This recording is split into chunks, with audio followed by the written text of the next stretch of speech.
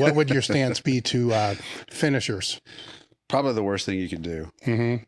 So I actually just recently made a post that I think that if there's any one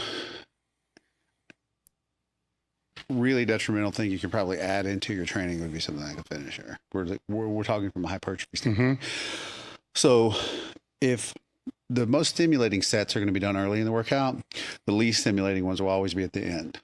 So, and if we also understand that high reps are going to cause exponentially more fatigue than lower rep sets. If you think about a finisher at the end of your workout, you're not really getting a lot of stimulus out of a light load, with a lot of reps in it. And then on top of that, you're just creating exponentially more muscle damage from those sets. Than basically anything that you're getting out of it. So I know, again, that's one of those things. I've done finishers pretty much over the course of the last many years. I've had lots of things I've had to be open to. That's why when somebody says something like I'm dogmatic, I'm like, I'm probably the least dogmatic person I know, because if I learn something is more effective or efficient, I want to use that.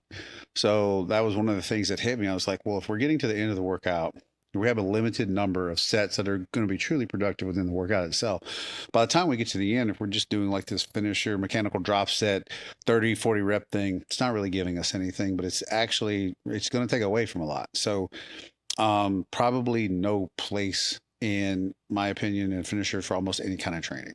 Mm-hmm.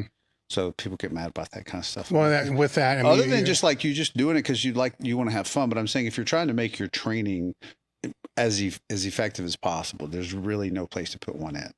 So when you're speaking about, the frequency that you said, the upper body, lower body, upper body, whatever it's going to be, right, then you're going to be dealing with more work sets per training session, right? So I'm going to pause on that because that's not really true. Because more.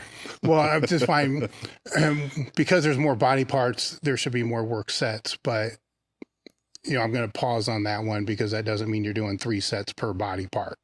So, right? Yeah. So kind of how that I spliced that out was, do you remember one of the things I remember I felt like I really enjoyed and I thought was effective, that Dante put in? Remember when he had the rotating split between, it was kind of an upper lower, but 3 days a week, but it was over 3 workouts.